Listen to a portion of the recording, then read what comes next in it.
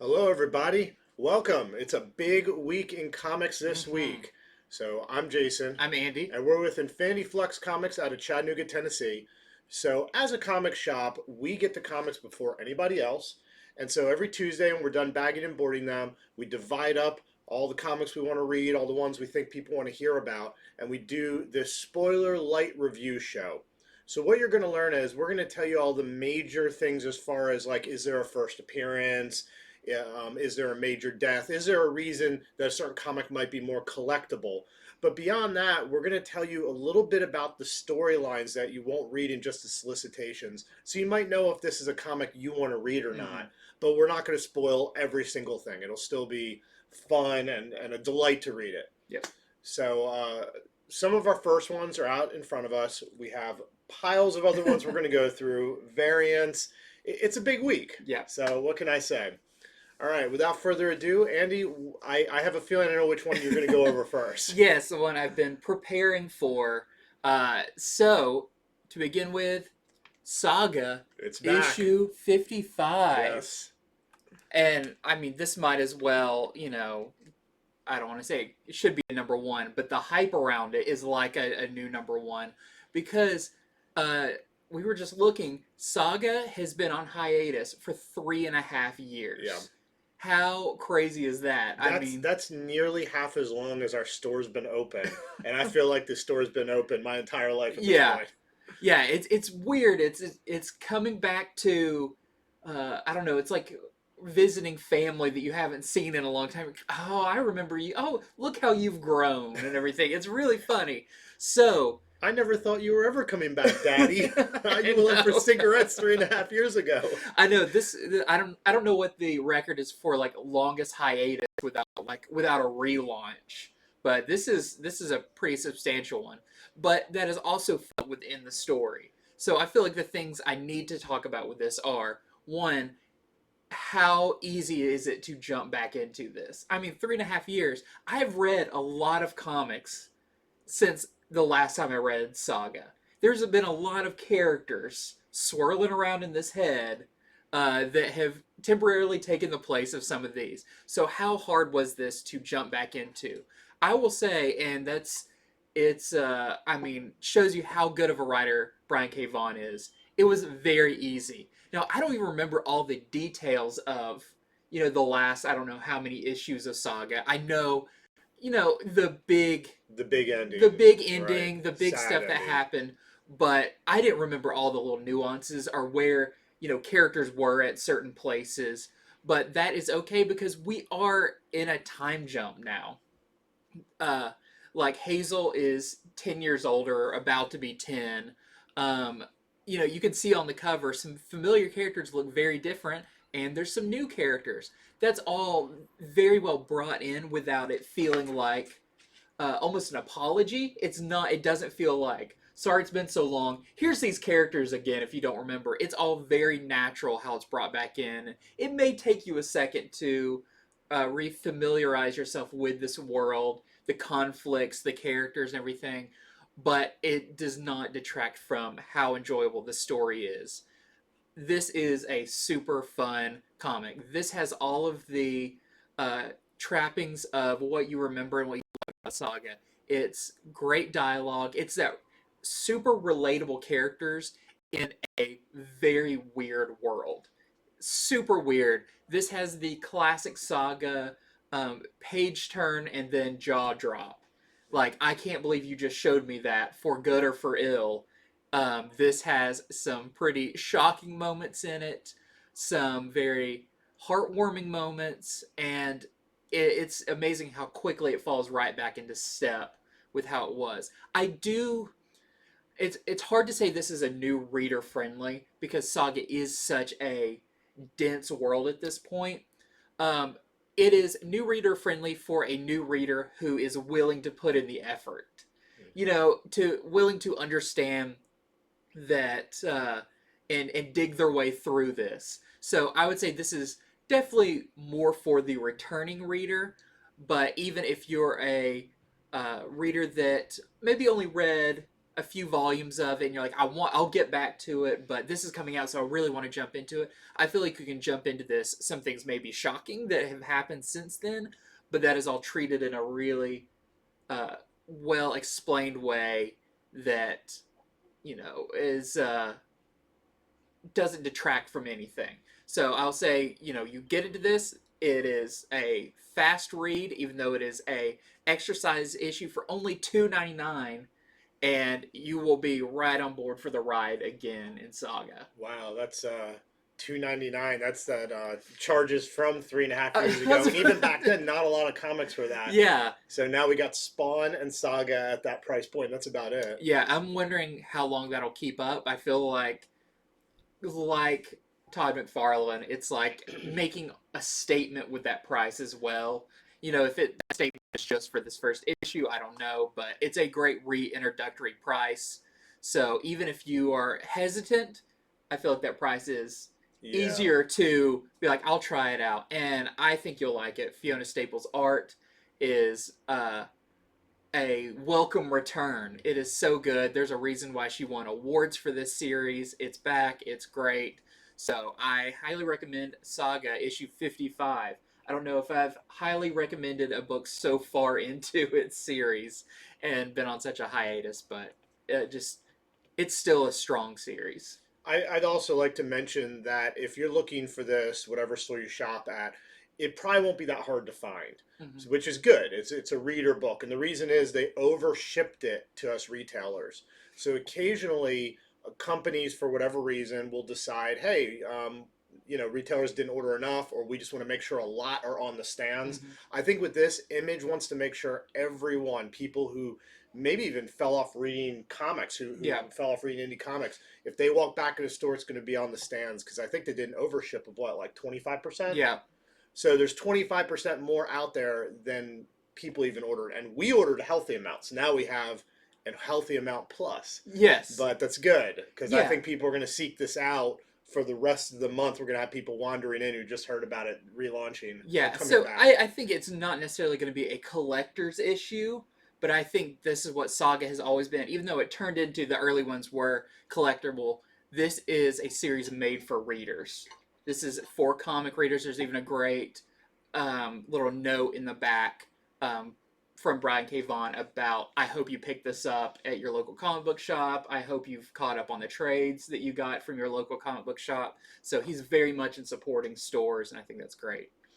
All right. And just one cover. Yep. This is 3.5 years ago. We hadn't even heard of the word variant. We didn't even know what that was. One cover's all we got.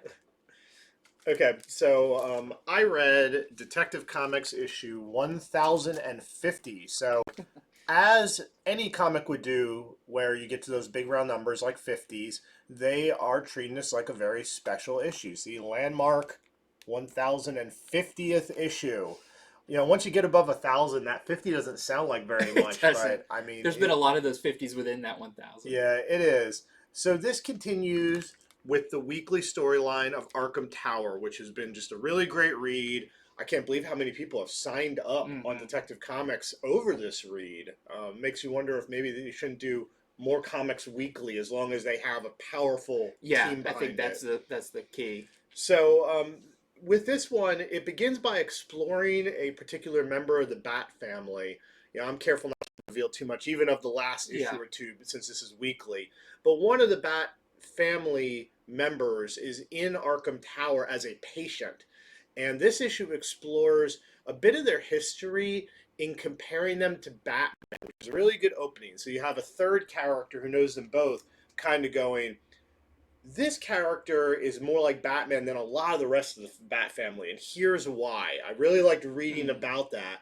And what's cool is what they derive from this is, and that's why it's really crazy that they have decided to stay in Arkham Tower. Yeah. Which I talked about in my last review. So this Bat family member, they could leave, but they're like, nope, I want to stay here. And that's just how wrong it is when they go over sort of their history and comparing them to Batman.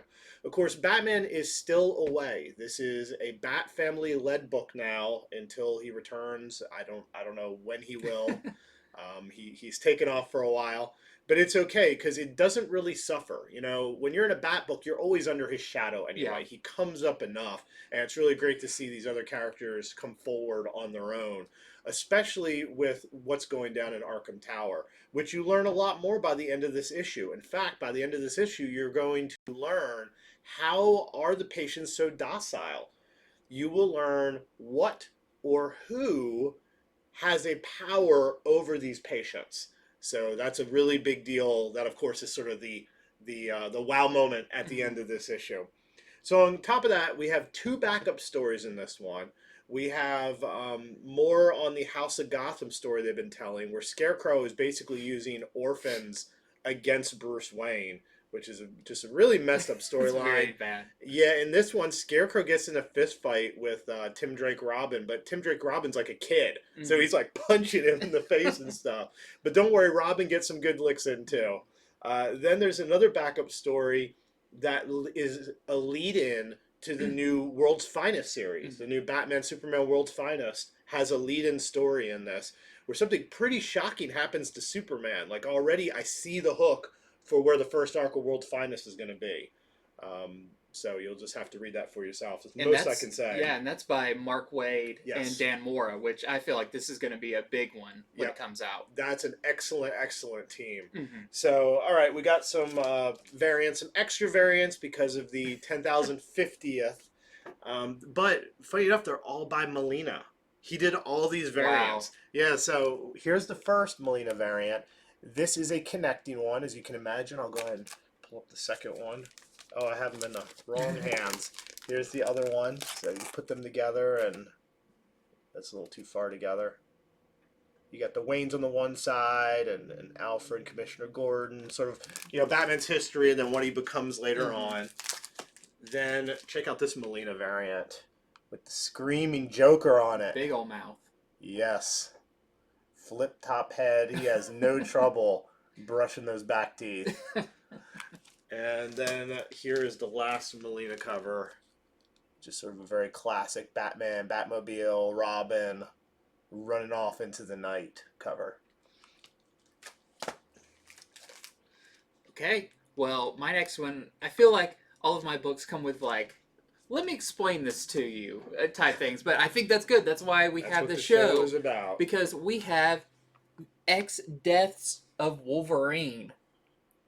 So last week I went over X Lives of Wolverine, which was very Wolverine heavy. I mean, that sounds funny, but when you hear about this one, it's quite different. So X Lives of Wolverine was Wolverine somewhat time traveling, but within his own psyche to protect a certain character from the past.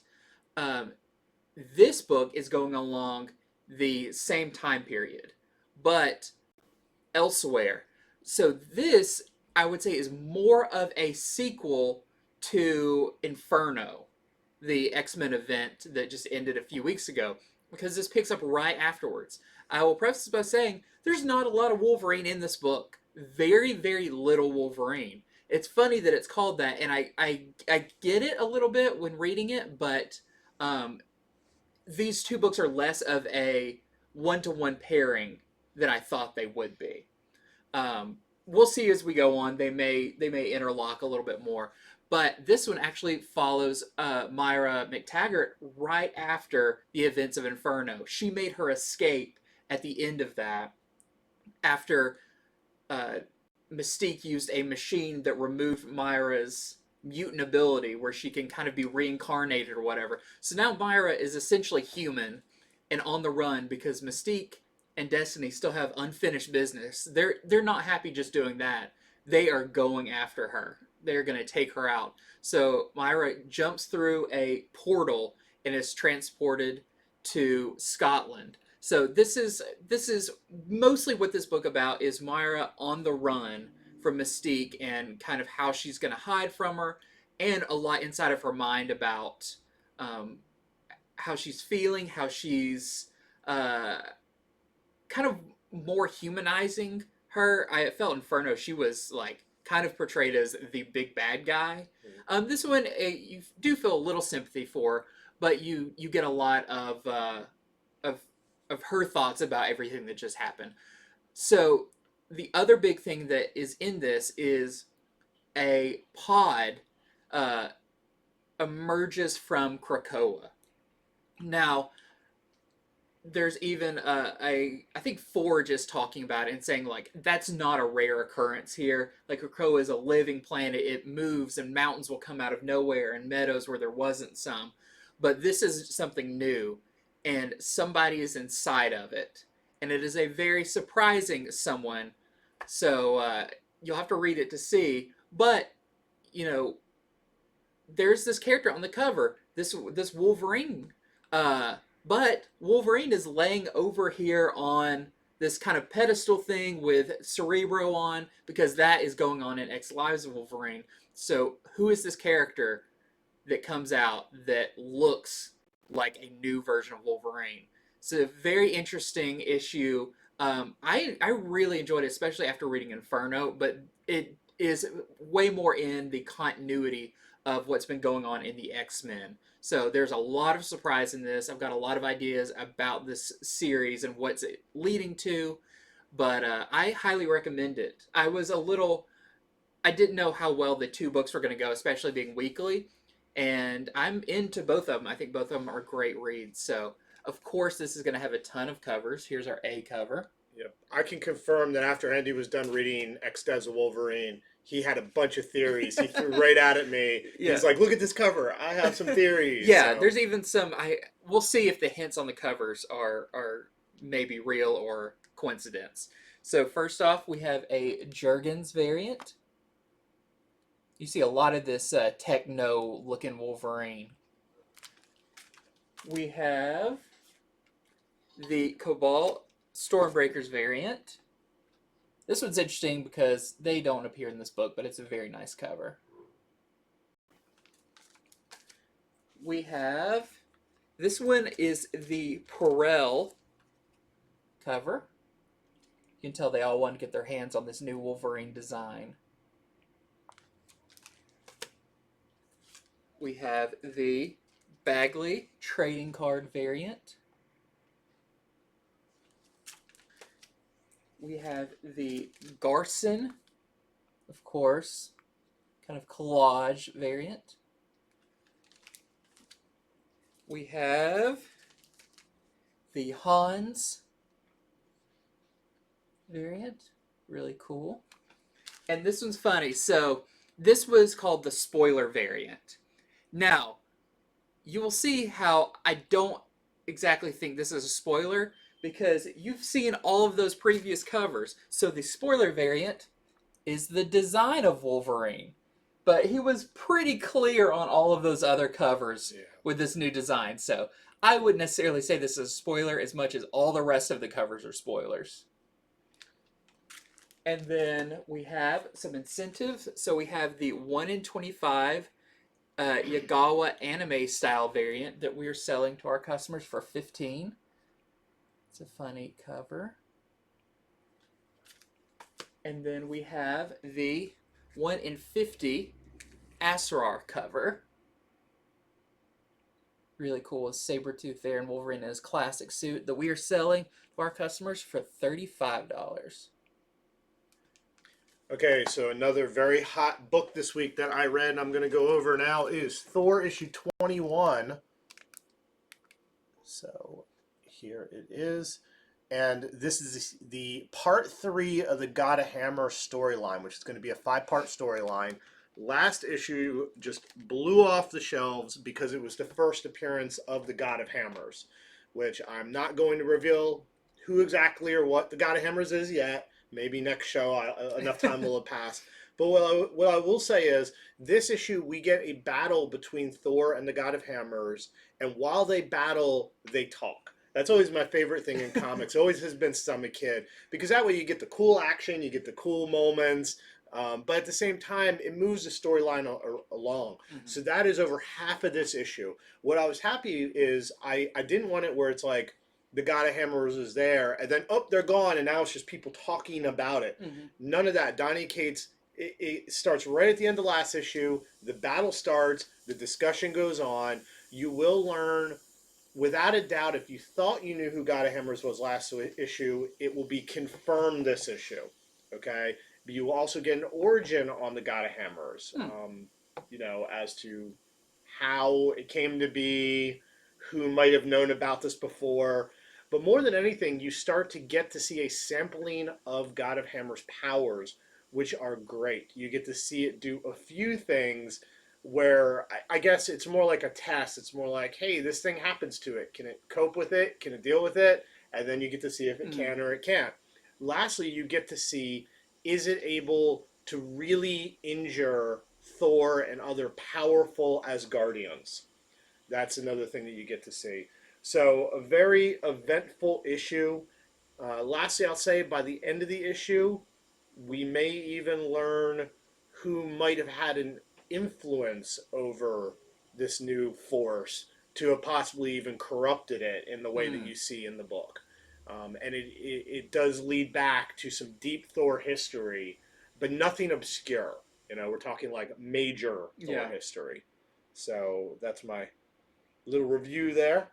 There are variants for it. There's a crease and a one of the Chiang headshot sort of bust variants. We're all out of those, so don't People are have them to very show. excited about this series. We It's just had nice to so see. many sign up after issue Yeah. 20, and so a lot of times our orders are in. If people sign up, well, the variants have to go to them, and Yeah. it's just fair as fair.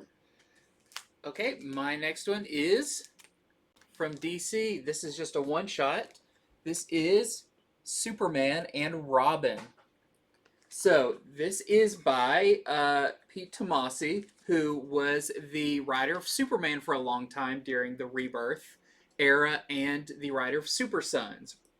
I feel like he has such a good voice for Jonathan Kent and Damian, as he kind of developed their friendship early on with these characters. So this is cool because it is just a one shot, and it doesn't really tease anything too heavily. It's more about building those characters' relationships. So in this, Damien, it's funny. Damien goes to the Kent household because he says, "Hey, the Fortress of Solitude, something happened there," and Jonathan's like, I think I would know if something happened. I think this crystal that we have would be red if there's a problem." And he looks at it and it's red. And he's like, "Damien, how do you know this stuff before me?" And so it's a fun, like, I don't know, they've got that really good banter. Like they're best friends, but also they kind of have this almost sibling rivalry. Yeah, the That's rivalry. really fun. So something has happened at the Fortress of Solitude.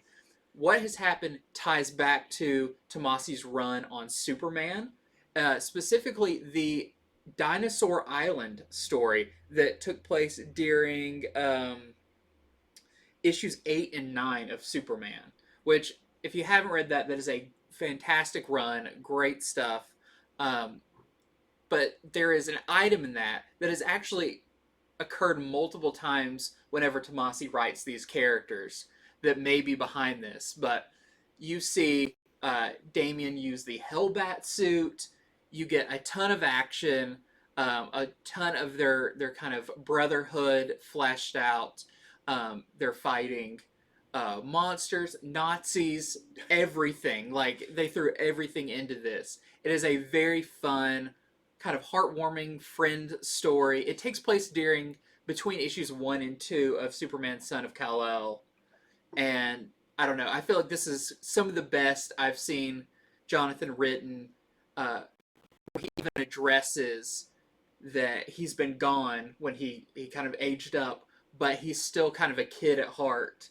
Where he's like watching like a really just you don't know if it's a cartoon or whatever, but just two monsters hitting or two robots hitting each other, and Lois is like, "Why don't you watch current events?" And he's like, "Sometimes I just need to zone out and like watch kids stuff."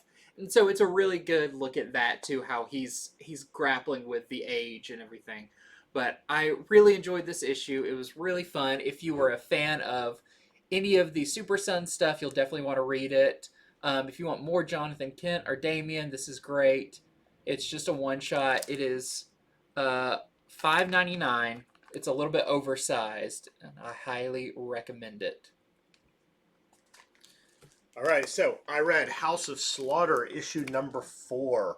So look at the cover. That has been sort of the center of House of Slaughter from the first issue, is Aaron and Jace's relationship, which in this issue, you kind of know it, but you really get to learn that it is super forbidden amongst the House of Slaughter characters. You can't have the Slayers are the hunters and Slayers are not allowed to have significant others at all. They have to stay untethered. Mm-hmm. So even double worse if it happens, between two people of the same house. Yeah. So this issue, like the others, is told in different time periods.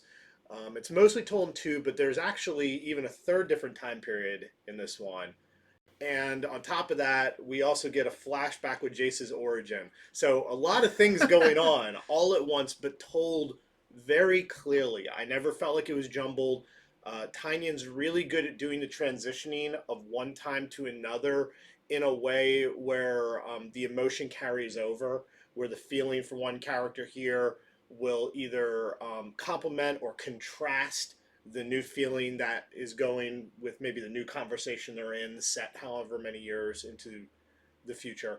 So one of the cool things in this is you get a flashback where Jessica Slaughter has discovered the nature of Jace and Aaron's love and relationship, and she confronts Aaron with it. It's a very emotional scene because she hates having to tell him the consequences that's going to befall them if they're discovered. And I mean, it doesn't seem like she's going to keep it a secret very long either. It's sort of like you stop this second or else.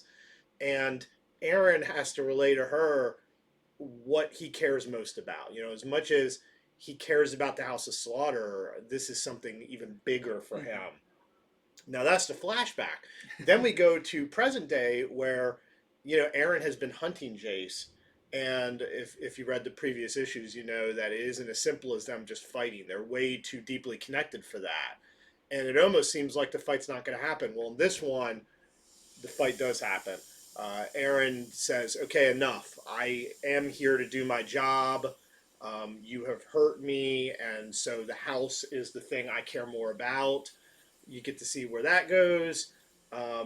Lastly, the last really big thing that kind of happens in this issue is you'll get to finally see, because I've been wondering the whole time, you don't get it all, but you get enough of it. Why was Jace put on the kill list? Why is Aaron hunting him? And it's a pretty big deal. They haven't shown you it all, but I can't wait to see, because what he is doing or has done, you don't get to see it all, but it's pretty big. It's pretty major. Very eventful, good issue of House of Slaughter number 4.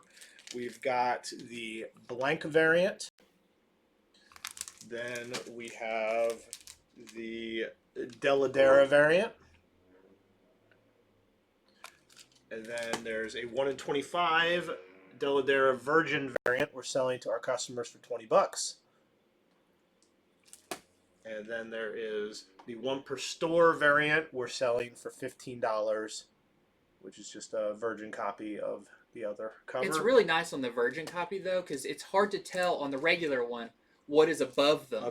Because they have the big title. But there's actually a big monster up there. So I feel like that's a really nice cover that actually kind of reveals what is that above them. Yeah, it says a lot as to what's sort of happening. I know you can sum up the entire series kind of with that cover. I would also like to point out that also in stores that ordered these, hopefully most stores, the Slaughter Pack is out.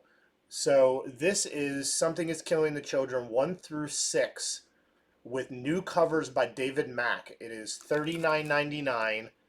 You have to buy them all together. It is in a sealed bag. I've been a huge David Mack fan for, just ages. Ever since I read Kabuki, like early 2000s, maybe late 90s. So this is another way to get issues 1 through 6. I guarantee these are going to vanish. So I thought I would tell everyone these are out as of tomorrow.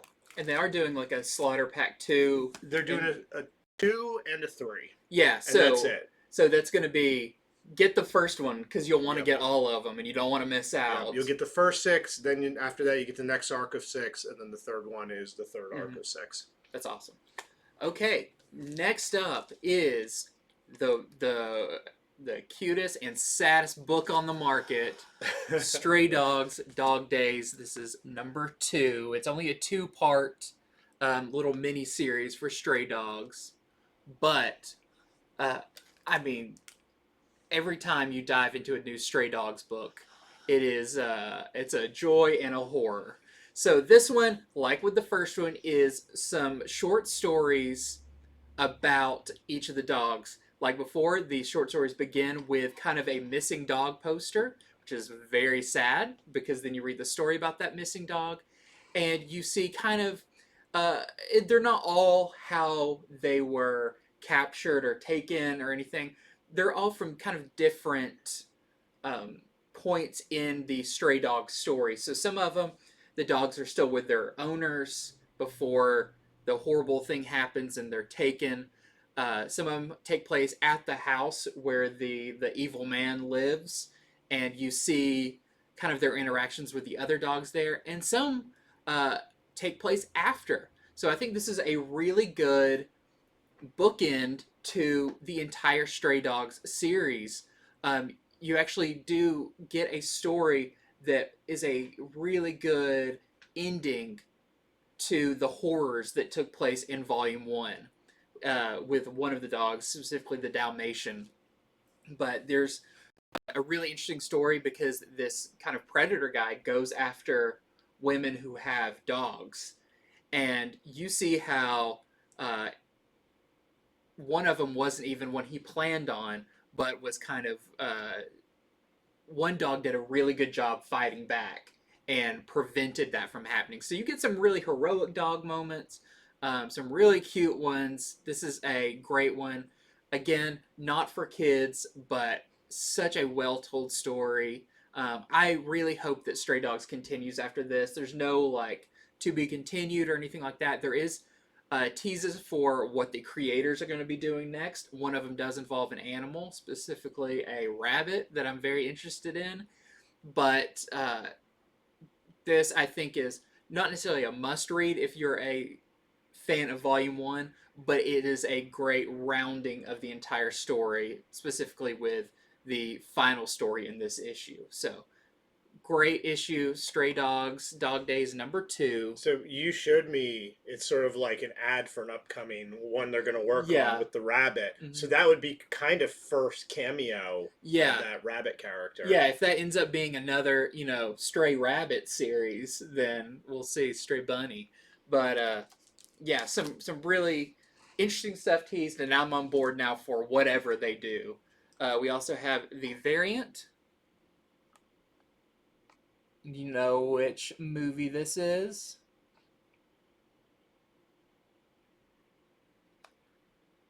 I see the pumpkin, Mm-hmm. but is it like a Halloween movie? I believe it's Trick or Treat. That's what I thought too, because Yeah. of all the pumpkins in that movie. Yep. So people loving the horror movie homage covers. Hopefully, whatever they do next, they keep up something like this. I think that's awesome.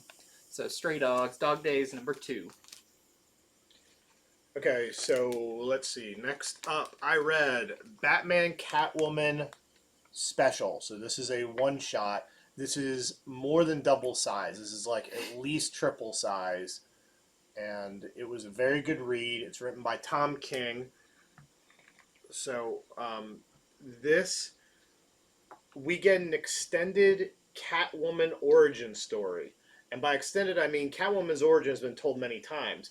This one starts maybe a little earlier than some of them, and it adds to it.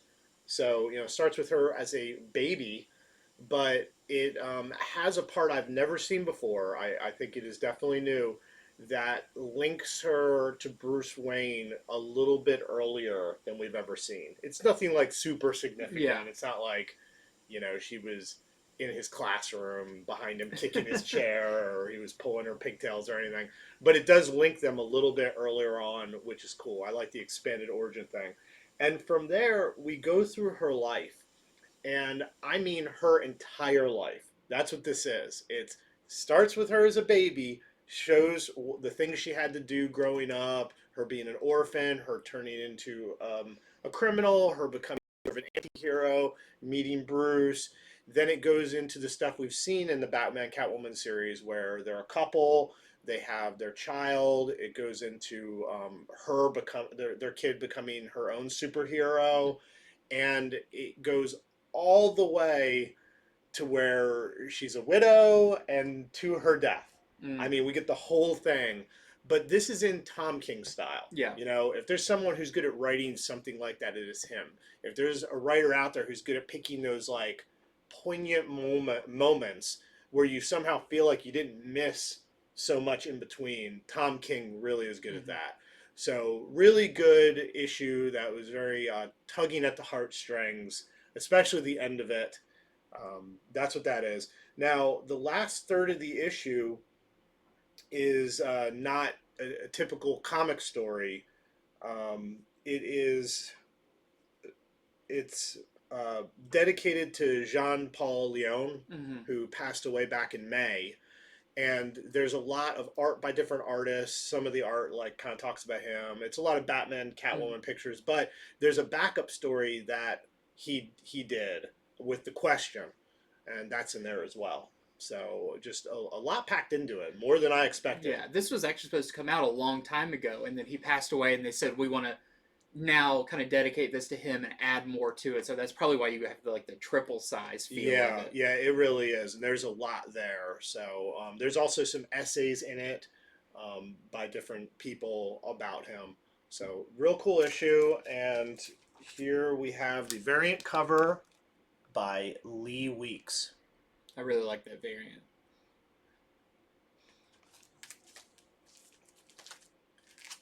Next up, we have another one shot. It feels like there's a lot of one shots this week, There are, it's but true. this is Mary Jane and Black Cat Beyond. So, got the J. Scott Campbell cover there. And I will preface this by saying if you're super into reading order, I guess I would say read this one before the Amazing Spider Man issue I'm going to talk about later. There's just one little scene that comes up at the end that says, like, see the Mary Jane Black Cat Beyond one shot to see why this is this way. So I just like to mention those in case people are into reading order that much. So this one takes place during our current Beyond storyline. Uh, Peter Parker is still in a hospital bed. He's recovering, but um, he's not quite at his fighting strength. As we've seen and it is referenced in a previous issue, Peter thought he was up to crime fighting again and just got destroyed and ended up back in the hospital. So uh, Felicia Hardy is going to check in on him. And when she gets there, she discovers that Mary Jane's sitting there with him, but a classic Avengers villain. I don't know how classic I would say. A very big Avengers villain from Brian Michael Bendis' run of Avengers. I'll say that is sitting there and basically says, "Hey, I am missing something, and I need you to go and steal it for me, or else little defenseless Peter here is gonna get it." And so Felicia, in her very smooth talking way, is like, "Okay, but I need my accomplice." And it points at Mary Jane. And when they get out, Mary Jane's like, "I'm not your accomplice." She's like, "I know, but I wasn't going to leave you in there." And so, but of course, it involves Peter, and Mary Jane says, "Okay, well, I'm on the team too." So they must track down this item that's pretty integral to this character and who they are. Um, by going from criminal to criminal, asking questions about where this item is. It's very funny. You see definitely Black Cat's way of getting things done, but also Mary Jane is a pretty good smooth talker and can maybe even use some of her fame to smooth talk some of the criminals who may be big fans of her acting career. It's a really funny issue. Great art. It's very like upbeat. This all is supposed to happen like he has to have this item back by sun up, and so this is kind of this all takes place in one night as they're going through. uh, bashing different villains, and finally it leads them to the final place where of course, it involves Black Cat. A big heist has to go down to steal this item. So really cool. It is just a one shot. It is not super necessary, other than you having a question when you're reading a basic Spider-Man to why something is a certain way. But it is a really good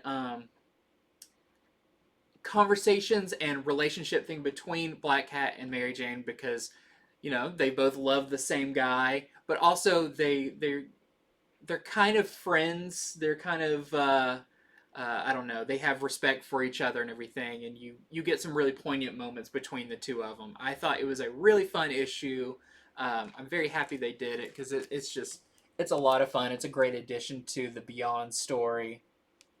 Who was writing that one?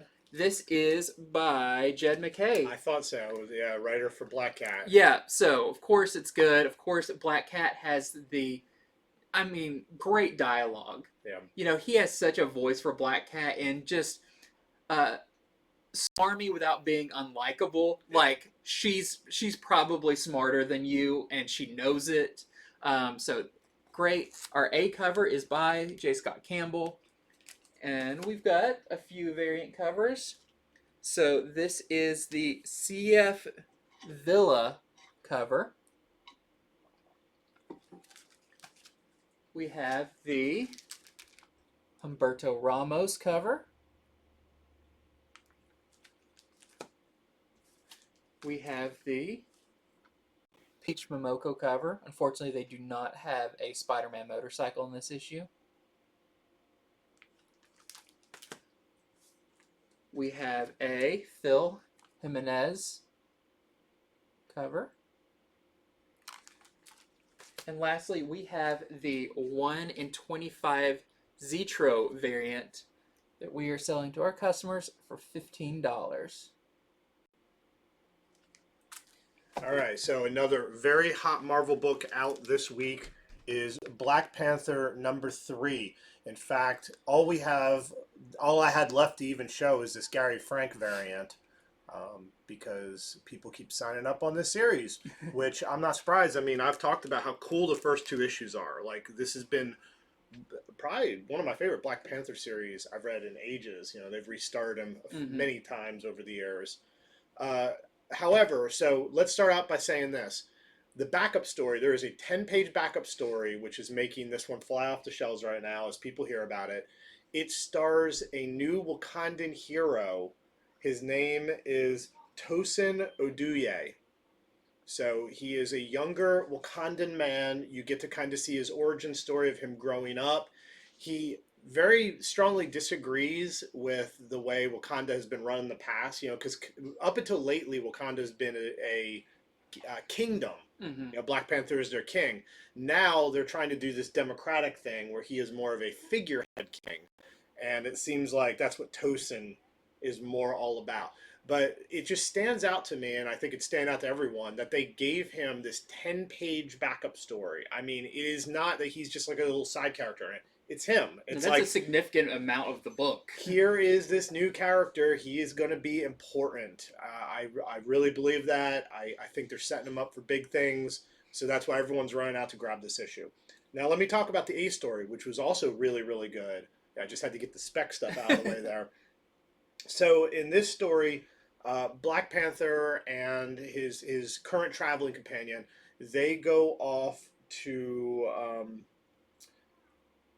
Araco, so Mars, but the part that the X-Men have terraformed. So they go to Araco to hide out from the assassins they've been fighting.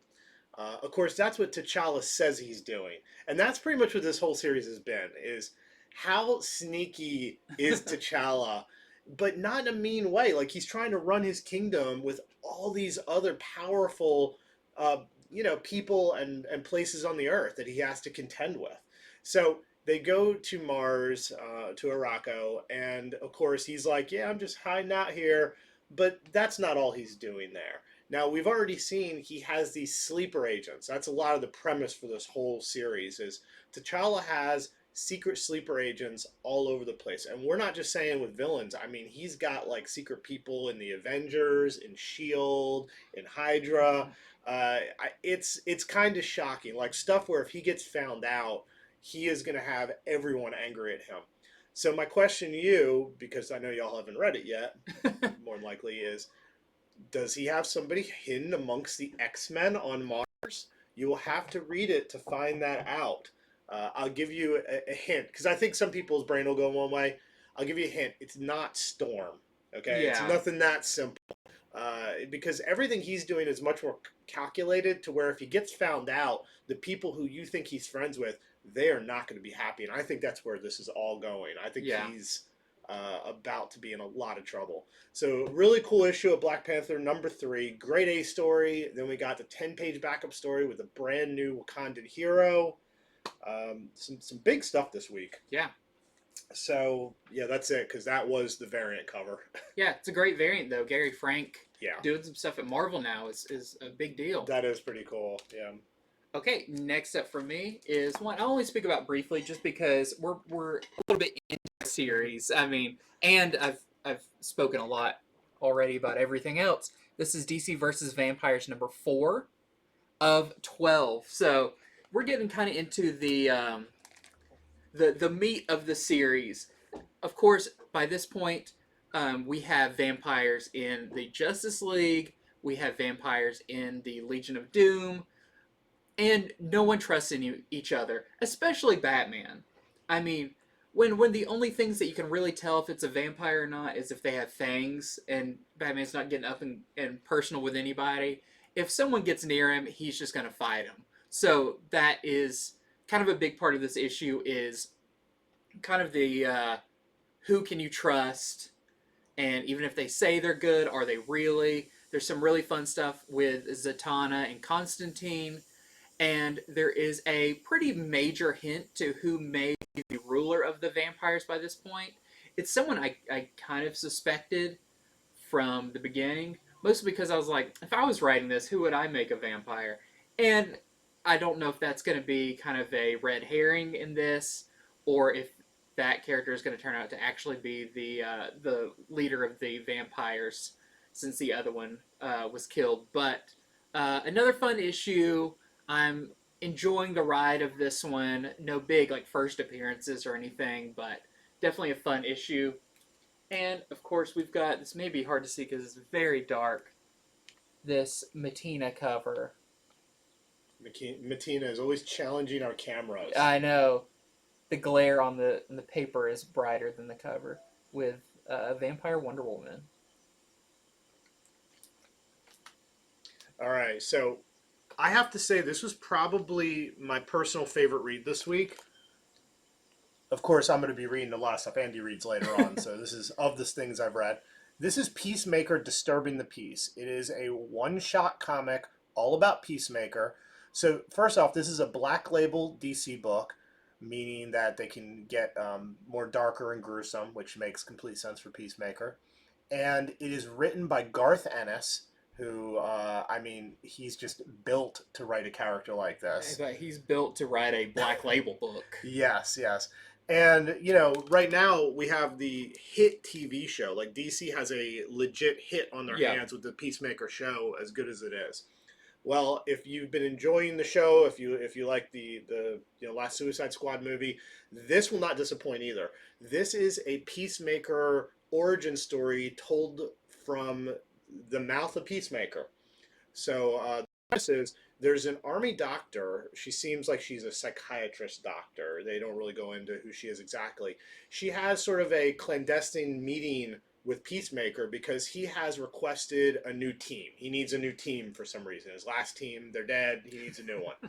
Well, she's been secretly researching him, and she's not sure that he's so stable. So she's trying to get him to tell her about his past and origin, which he is very forthcoming in telling her about.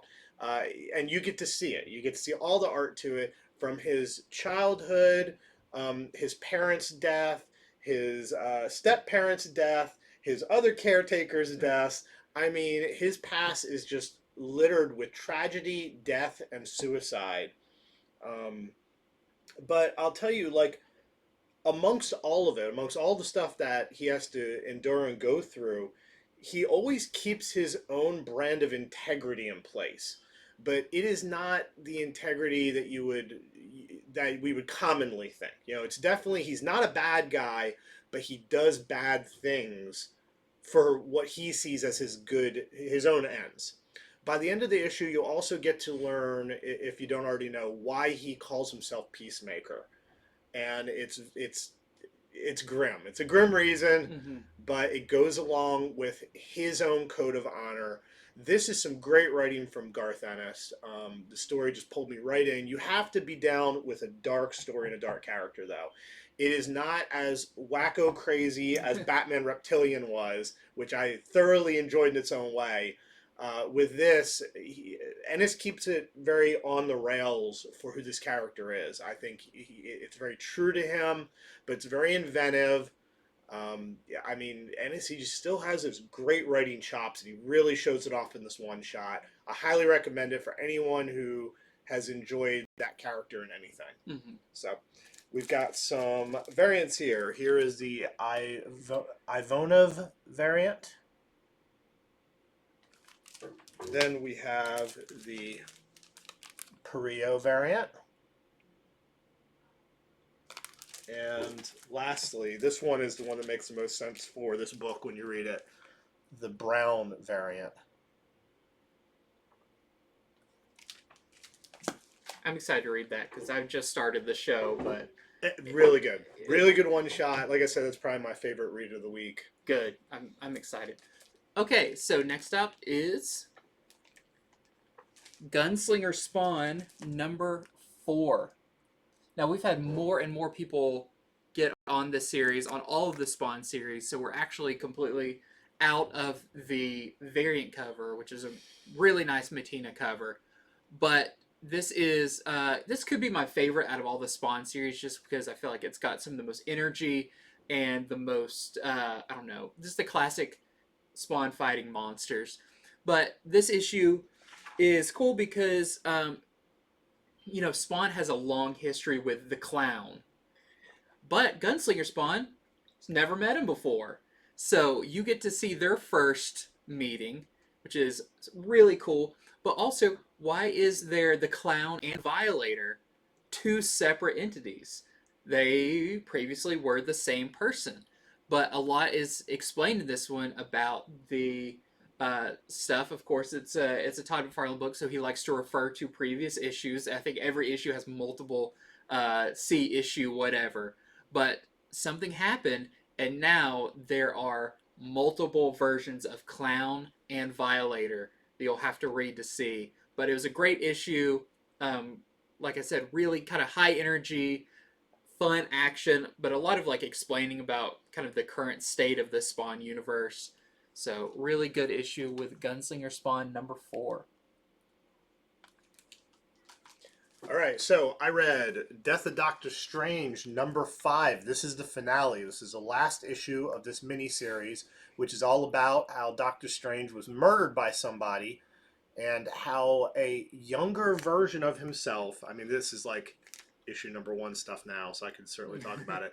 So basically, somebody murdered Doctor Strange. Doctor Strange had it set up through a magic spell that he took, I think, like a week or 10 days or 2 weeks off of his life and saved, like, a saving spot of him way back in the past. We're talking like, Silver Age, maybe Bronze Age Doctor Strange. I think it's more Silver Age where he says zounds a lot.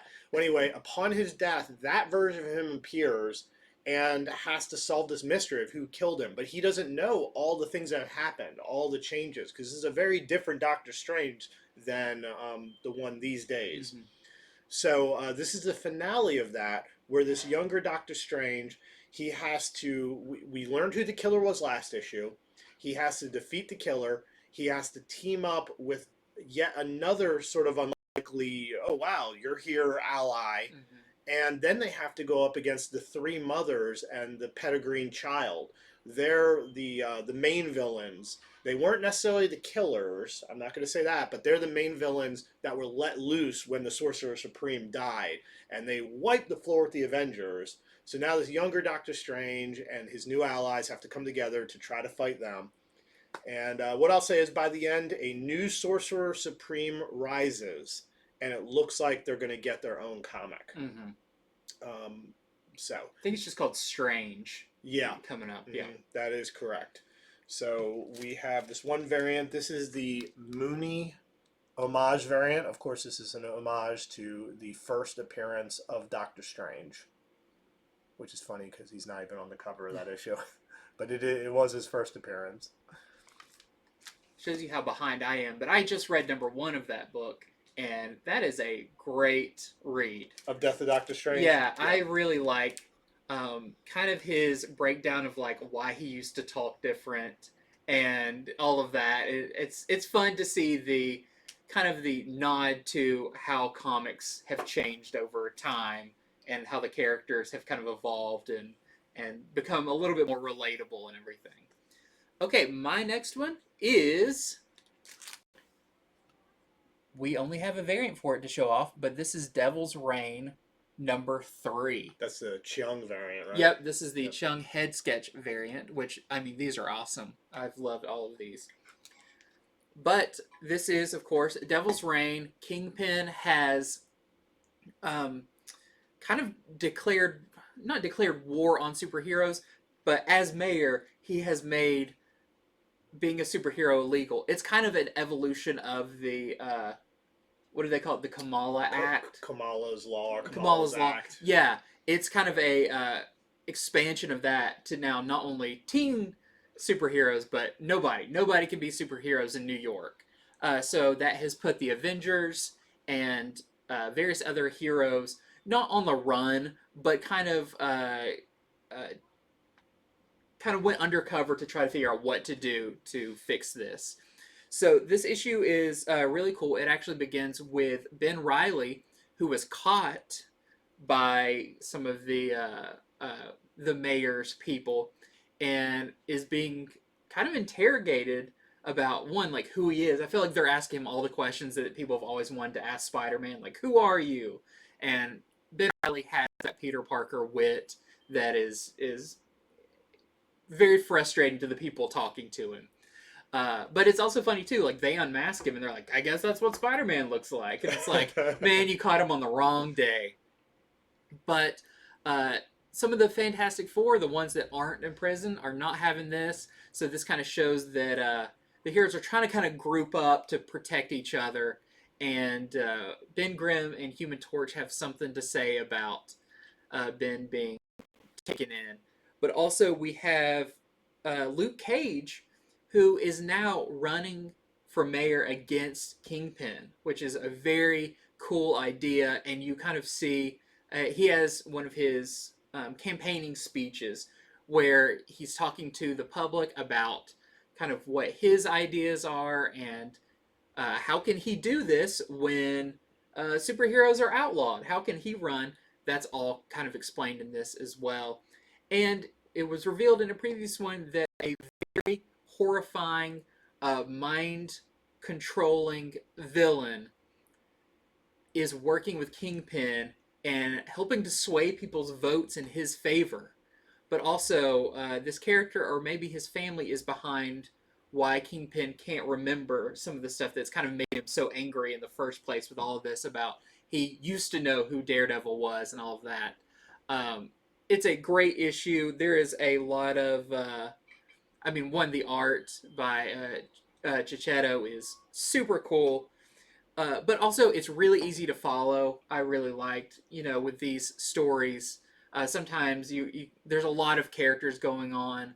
And with this one, it was easy to follow, but also I thought the Superior 4 tie-in book or whatever was like, oh, it branches off from this, but it doesn't have much to relate. No, Doc Ock could end up being a pretty big problem for Kingpin in this. So it makes that book like, oh, yeah, I now would definitely recommend if you want to know everything that's going on. It's not just a one-off story.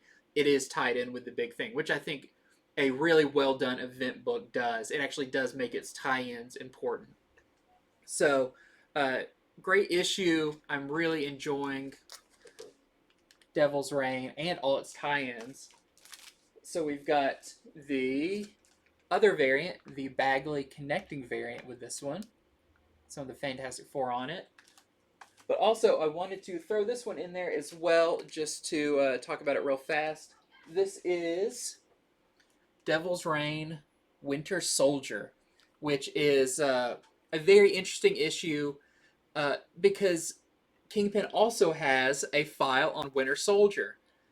Now, this is cool because this is not only a tie-in to Devil's Reign, but also the upcoming Captain America #0 issue before it splits off into the two Captain America books. And we get kind of an idea of what Bucky Barnes, what role he's going to be playing in this, and what his mission's going to be. So I would say not really the biggest tie-in for Devil's Reign, other than once again in Devil's Reign something's mentioned about something that actually happens in this. But I think this is actually a way more interesting introduction into what's going to be happening in Captain America, which is pretty big for Winter Soldier, what is revealed in this issue. All right, so I read Flash issue 778.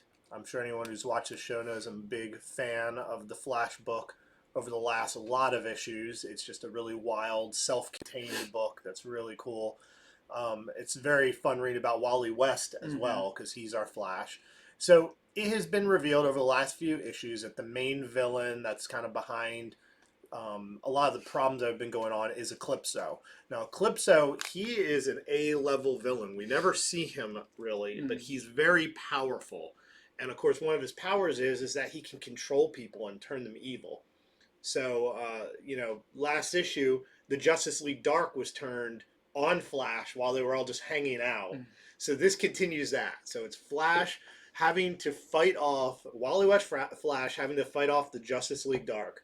Meanwhile, we have the other story that was begun last issue, where Flash's daughter Ivy, she's hanging out with this girl with like bad influence on her. So in this issue, they sneak out of the house at night to go do something fun, and it doesn't go that well. Bad things happen, villains are involved, kidnappings are involved, and it's up to Flash's son Jay, who's been watching them. He has his action journal, which he'll get mad if you call it a diary. He has his action journal. He's been keeping up on what his family members have been doing. So it's up to him, and he does not have powers. Ivy has Flash powers. Jay does not have Flash powers for certain reasons. So without powers, he has to try to save his sister, and you get to see where that goes. And I know it sounds like I'm talking like the comic has two vastly different stories. We got Eclipso and Wally. We got his kids over here. But by the end of this, it's starting to come together, as I suspected it would. There is some kind of common link here, which is about to happen. So another really fun, awesome, eventful, well-told issue of Flash. And we've got the variant. This is the Placencia variant. I'd also like to point out, I should have said when I was showing the cover, it's got Detective Chimp. Yep, Detective Chimp has gone bananas, and he does. This does happen. So good. Yep. Okay, my next book is, I always say everything the same every time. My next book is really cool, but no, this one is really interesting. So this is Avengers Forever #2. Now, I did not know going into this kind of what Avengers Forever would be when I read #1. And it was very different than I expected, because Avengers Forever #1 followed Tony Stark as Ant-Man, because this is a multiversal version of the Avengers. Now, this series is way more... I was expecting, like, cavalcade of characters. You see the cover to #1. It's got all those characters on it. You're like, oh, man, this book's going to be jam-packed. It's actually very few characters, which I actually think is its strong point, is you learn about these. So we did find out in #1 that Robbie Reyes, Ghost Rider, and Deathlock were taken out of the 616 universe and kind of thrown into this horrible other universe. But why? It seemed weird. That's a weird combination of characters. Well, in this one, uh, Black Skull, who is kind of the mix of Venom and Red Skull that we met previously, is interrogating Robbie Reyes as Ghost Rider, but very horribly. Like it begins with him dismembering Ghost Rider in a pretty horrific way. It's a very dark um, scenario. The book has some levity to it, but this Black Skull is a really devastating character. But what information is he trying to get out of Ghost Rider? What does Robbie Reyes? To be fair, I mean he's the one of the newest Ghost Riders, one of the youngest Ghost Riders. Like why him? Um, but he's being broken so much by Black Skull that he's starting to even forget like who he is outside of Ghost Rider. He's forgetting, and when he kind of gets sent back to his cell to recover a little bit before it all happens again the next day, Deathlock is there chained up and is constantly reminding him of who he is. But that's only going to last for so long. So it was when I was reading this, like, this is a very weird story because I don't know what Ghost Rider knows, and I don't know what he could possibly want from him. Right. But he is questioning him about the Avengers from his universe and everything. But you will find out why Robbie Reyes is the person that was chosen, and it's a big deal. It is a multiversal deal that I have to imagine that the new Ghost Rider series will have to touch on. This is a new status quo for Robbie Reyes as Ghost Rider. What is going to make him unique? And it is a really big deal. And I think that going forward in this series, I kind of see what role he's going to play in this. So really great issue. I wouldn't sleep on this one, even if you're not reading the regular Avengers book. This is a very strong title that I think may turn people off just because it wasn't, we didn't get Captain Carter in issue 1. We didn't get, all these crazy versions of characters. But I actually think there's a really good story going on here that is going to have big ramifications for the rest of the Marvel Universe. So a great issue of Avengers Forever, number 2. And we have another great Dodderman variant, this time with all the different Black Widows. All right, so this one I'm just going to talk about for a second because I think I had 14 or 15 books to read this week. So this one I didn't get a chance to read, but I want you to know it is out as of tomorrow. Cowboy Bebop #1 from Titan Comics. It has a great art germ cover. You see Spike and Faye on the cover there. So, of course, this comic is based on the hit anime series and the possibly canceled all too soon Netflix series.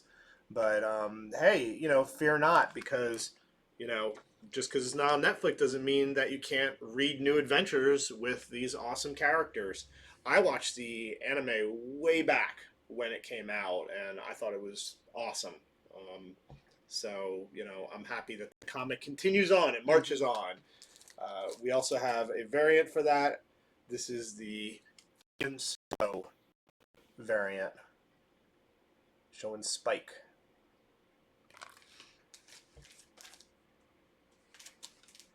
Okay, I gotta figure out where was I? Okay, so next up I have Amazing Spider-Man.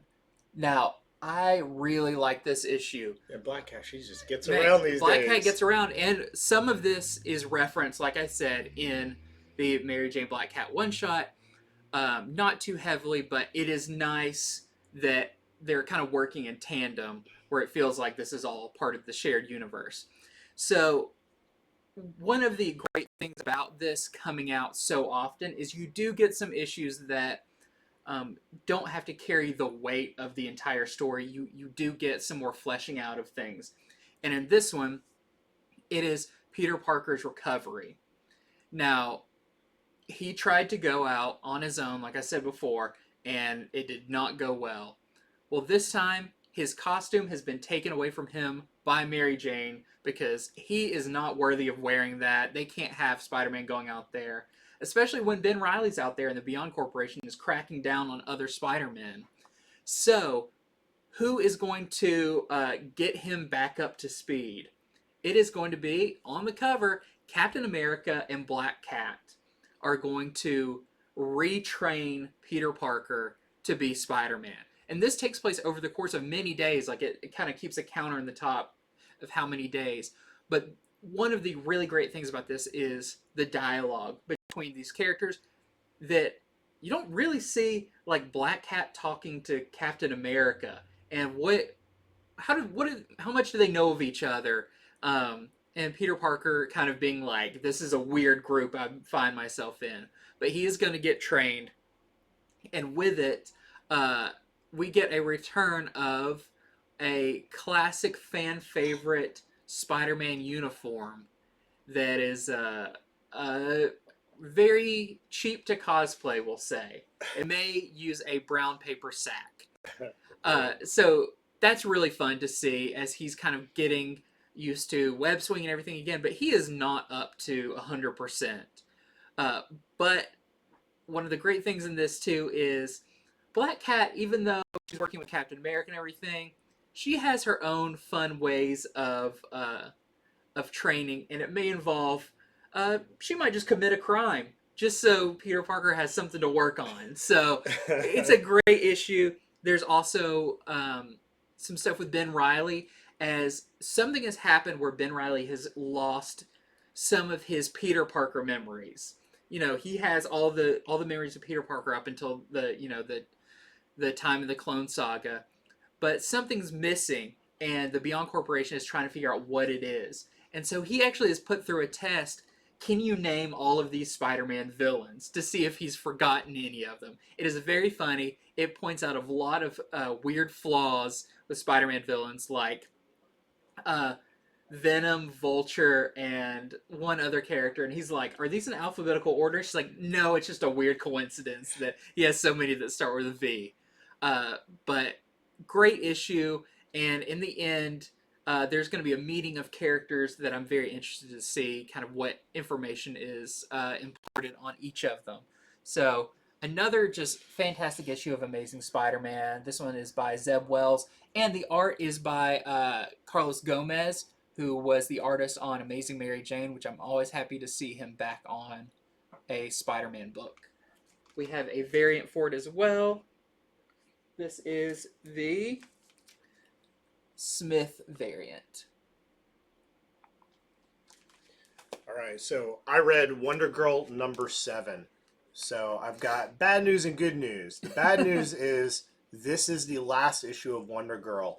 I don't think that's how it was originally supposed to go. It seems like some creative changes have happened at DC, and they have decided to end this early. The good news is this is going to continue. I'll tell you where it's going to continue in sort of a different way.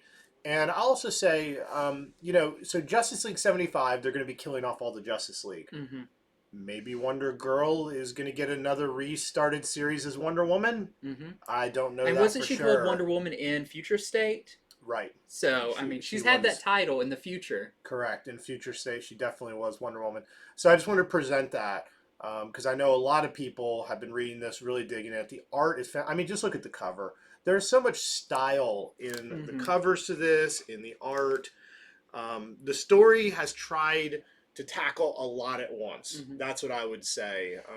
And this issue, it's the same. So you have the Amazon tribes. They're outside the gates of Olympus, trying to get in. Meanwhile, Yara Flor is already in there, and she's doing battle. And she comes across the person who, if you've read the series from the beginning, who was the one who killed her tribe, killed her parents. And so she gets to do sort of a final battle. I feel this is something that was coming at some point. Yeah. I don't know if it was supposed to be this issue, but she gets to sort of battle this person. But more than that, it's revealed who it is, and it's a surprise reveal. I can't say I see it coming, actually. It's sort of a surprise reveal on who this person is. And so there's a fallout over finding that out. So it's, gods versus half gods and mortals and Amazons. That's what this. I Mm. mean, it's a big war issue. Uh, because the gates come down and the big battle happens. So a lot happens as the series wraps up, but it is spinning into the trial of the Amazons Wonder Girl #1. Hmm. So this whole trial of the Amazons thing that was announced a while back, and at the time we thought the Wonder Girl series was going to continue alongside of it, but it seems it's being rolled into that at least for the now, as things shuffle at DC and the fate of where Wonder Girl next is going to kind of Hmm. come out. Yeah, she could get a promotion. It could be that way. Who knows? So we'll just see where it goes. But I just want everyone to know that this is the last issue. So if you wanted to collect the whole series and you've made it this far, you've done it. You've done it. Congratulations. Yeah, and I mean, this is one to hold on to. Like, Yara Flor's first entire volume, just 7 issues. Yeah. Like, go grab a couple copies of each one, and you have volume 1, and we'll have volume 1 when I think they do more with this character in the future. So we have a variant. Here is the Tedesco variant. It's a great variant. Okay. Next up, we have X-Men #7. I've really enjoyed this run of X-Men. It helps a little bit that the cast of characters is a little bit smaller than what was going on with the X-Men before. And with this one, it is what was teased at the end of the previous one. Cyclops has died. The world mourned Cyclops for as much as they liked him. But what happened? That kind of just came out of nowhere. And who is this Captain Krakoa that has appeared? Well, I would say this issue is the death of Cyclops and the birth of Captain Krakoa. Now, to be like, oh, well, he just put on a helmet and he became Captain Krakoa. No, Cyclops dies in this. He dies. Now, in the world of the X-Men, that's not necessarily a long-lasting thing, Right. but it does make for a very interesting story. Also, we get more with Dr. Stasis, who has been kind of this villain in the background, very far in the background, as I don't think we've still seen any sense of what his face looks like. He's still in shadows even in this, but we see some of his minions. Makes me wonder, there was a character that showed up earlier in this series, kind of just randomly. I don't want to say randomly, but he had a purpose. He showed up, he said some things, and he left. But this character's minions are very similar to something that he would be into. We'll say that. So I thought this is a really cool issue. It's a fun way to tease it before that Cyclops died, and then now what is gonna happen with Captain Krakoa and all of that. So cool issue #7. We've got the Chung headshot variant this time with, I believe that's Savage Land Rogue, one of fan favorite outfits for Rogue. And then we have the Russell Dodderman trading card variant with Sync, who his powers keep getting bigger and bigger, where he can kind of borrow people's abilities, and he can maybe even borrow them if the character is in space and he's on Earth. It seems pretty far. Yeah, that But almost means he has all powers all the time. I mean, it's kind of implied. Someone's like, "Did you just use Jean Grey's powers?" And they're like, "Isn't she like in a spaceship right now?" And he's like, "I guess so." So that was kind of funny. But yeah. Okay, so another series that's been good pretty much the whole time, but is heating up even more now, is Iron Man #16. We're out of the A cover, so this is the variant. This is the homage, the Tales of Suspense classic homage variant. But anyway, this issue I'm talking about is Iron Man #16, which is out tomorrow. Now, lately, Iron Man went up against Korvac, and he, through a series of events, he gained all this cosmic power to fight him, because Korvac had all this cosmic power and was godlike. So Tony Stark had to do the same thing. He defeated Korvac, but now he is left with all this power, making him godlike, and they're calling him the Iron God. So this issue, there's a meeting of Tony Stark's friends and allies, and they're a little worried about what Tony will do with godlike powers. And so sure enough, he shows up And already he's blasting his power more than he should. I mean, even the way he shows up, when you see it, you'll probably think what I did. It's like, Tony, just why not tone it down? Why scare half the city? But the Avengers show up. I mean, they're literally like, "Are you a problem? Like, we need to talk about you having godlike powers."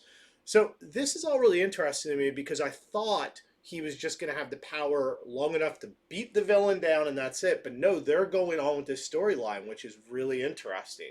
You know what happens to a hero once you have godlike powers and the villain's gone? What do you do now? So I am going to tell something from this issue because I can't really talk about it otherwise. I am going to say the first thing Tony does with his powers, because he does one thing so far. He makes everybody in the city as smart as he is. Seems dangerous. All at once, okay? And well, that's why the premise is so good, and that's why you should read this issue, okay? So everyone in New York, he thinks, if everyone was as smart as me, if everyone had Stark level genius, there wouldn't be all these problems. So he gives it to people. In the second half of the issue, you get to see sort of different people as they go from who they were to Stark level genius. We're talking like there's some couple arguing over like, I want to watch football and you keep changing the channel. And suddenly they're geniuses. Well, where did that argument go? It's really cool. I haven't read anything quite like it in a long time. I just think it's a really good premise. It is not over. This is just the first thing he's done. We'll see where it goes from here. But everyone, the Avengers, because they're on the scene, everyone in the city becomes Stark level geniuses. I'd be worried what everybody would start to invent. I mean, they get into this. Okay. So it's one of those premises when you hear it, it's like, why wouldn't you want to pick up this issue and check this out? This is going somewhere pretty good. So there you have it, and that's why I had to do my little bit of spoil because the hook is in that. Yeah. But the issue's all about where does that go. So, but that's it. Just that covers all we have to show off today. Cool. Well, it is a surprisingly small week for Star Wars. Usually I'm going over like 10 Star Wars big books. Week for comics, but only one Star Wars book. Yeah, so Star Wars High Republic Trail of Shadows #4 is out this week. I believe this is just the variant. I think we're out of the A cover. So not a whole lot to say on this one. If you've been reading the series, it's a great continuation of the series.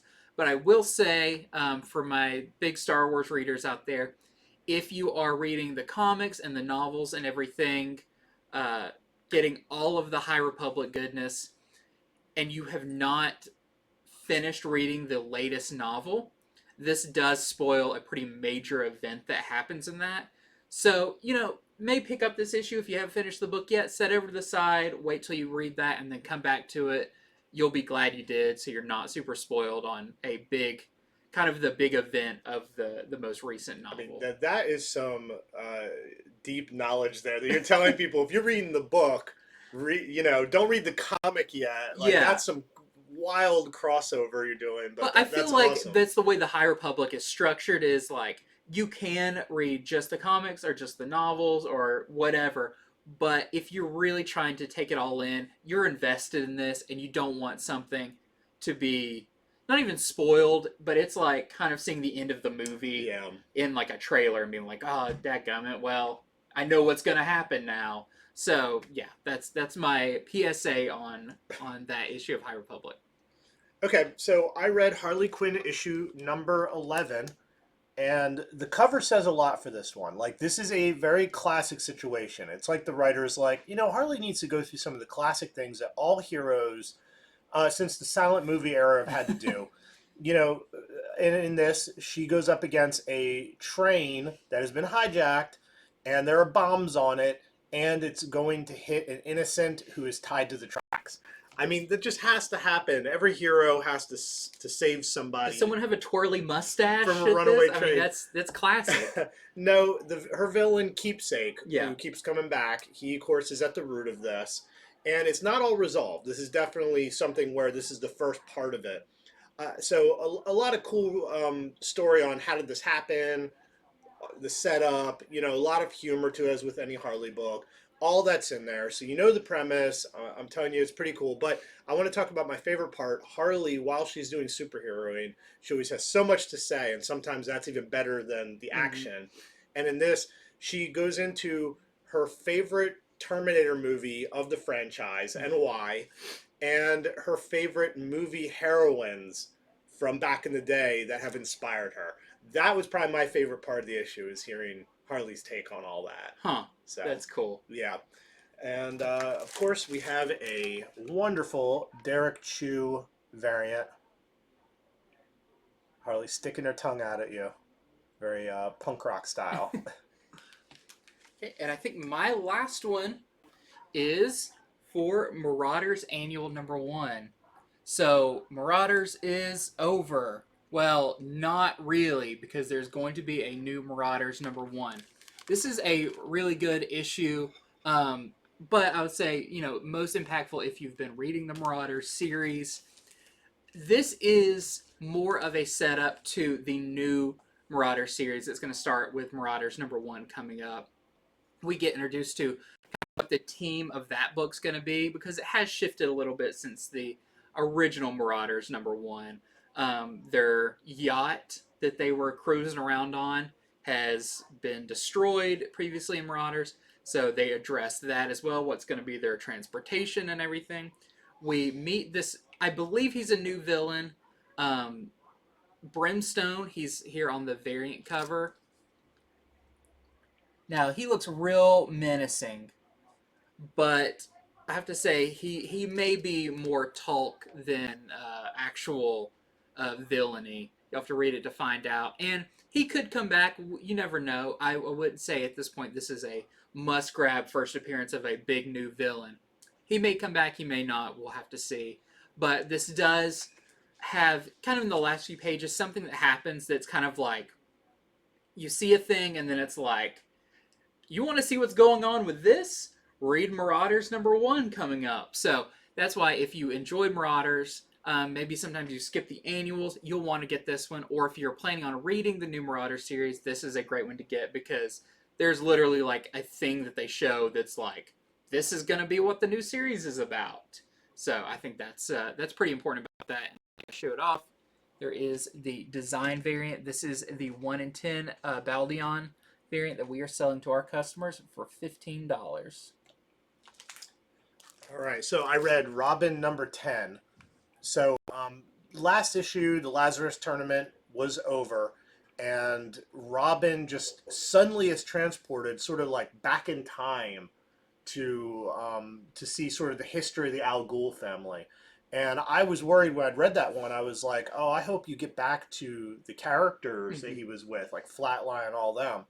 So what I will say is, in this issue, it is confirmed that these characters are not going away. They don't have a large part in this issue, but they are still there. You'll have to learn, was Damian really transported back in time, or is this more of a mental thing? You'll get to find that out, but it's cool to know that all the people from the tournament are still around and going to stay in the book. So as far as what else happens in this book, so you do learn a lot about the Al Ghul family line.